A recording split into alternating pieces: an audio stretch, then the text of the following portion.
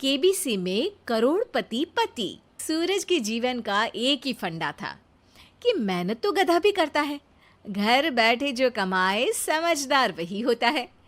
इसीलिए उसने कभी नौकरी ही नहीं ढूंढी।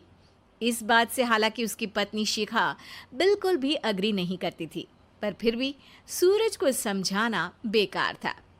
टीवी में कैसे बनोगे करोड़पति का ऐड देखकर उसे लगा कि बस अब तो घर बैठे ही वो करोड़पति बन सकता है, और उसके पीछे उसने अपने सारे सोर्सेस एक्टिव कर दिए। 2 हफ्ते में उसके कलीग के साले के पड़ोसी के बेटे का सोर्स निकलता है जो कि उसे शो में पहुंचा सकता है, और सूरज उससे मिलने चला जाता है। अच्छा, तो हमें मुकेश जी बता रहे थे कि आप हमें शो में पहुंचा सकते हैं। हाँ, उसमें कोई तकलीफ नहीं है। मैं कल अगर कोशिश करूँ तो इसी महीने में आपका नंबर आ जाएगा। अरे ये तो बहुत बढ़िया हो गया। अच्छा, वो सिलेबस और क्वेश्चन पेपर का कोई जुगाड़ है क्या? हैं? उसका तो कोई जुगाड़ नहीं है। तो वो वाकई में कुछ भी पूछ सकते हैं? हाँ, वो तो बच्चन जी पर है, जो पढ़ते हैं वो पूछ लेते हैं। पहली कोशिश फेल होने पर अब सूरज के सामने एक बहुत बड़ा सवाल था कि आखिर जवाब कहाँ से लाए। तब शिखा ने एक सजेशन दिया, क्यों ना सूरज अपने चचेरे भाई सुमित से मदद मांगे, जो कि यूपीएससी की तैयारी कर रहा था। हालांकि इतनी मेहनत करना सूरज को समझ में नहीं आता था, पर कोई और रास्ता ना मिलने पर वो आखिर सुमित से बात करता है। अरे सुमित, हमारा कैसे बनोगे करोड़पति के लिए सिलेक्शन होने वाला है।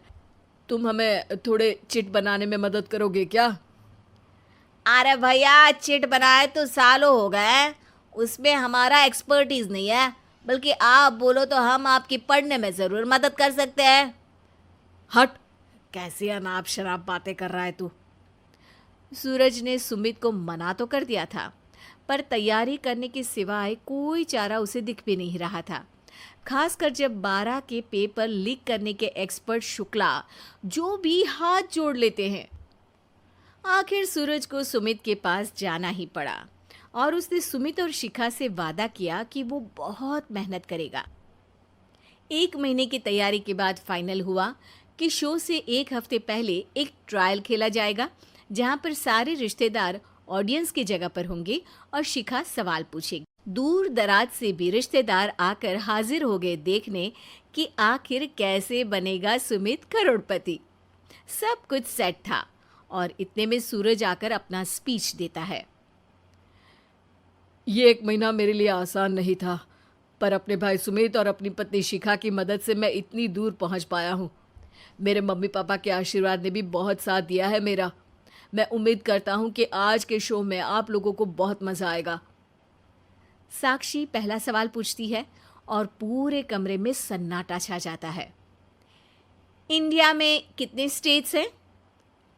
3, सॉलिड, लिक्विड और गैस। अरे रुकिए, तो ऑप्शंस तो देने दीजिए। इतने में 5वीं कक्षा का चिंटू बोल उठता है। अरे क्या मामा, आप तो पहले सवाल पर ही आउट हो गए। अरे बेटा, पहला सवाल तो ट्रायल होता है ना। अरे तुम अब देखना। देखने जैसी बात तो थी ही। सूरज को इतना शांत किसी ने नहीं देखा था।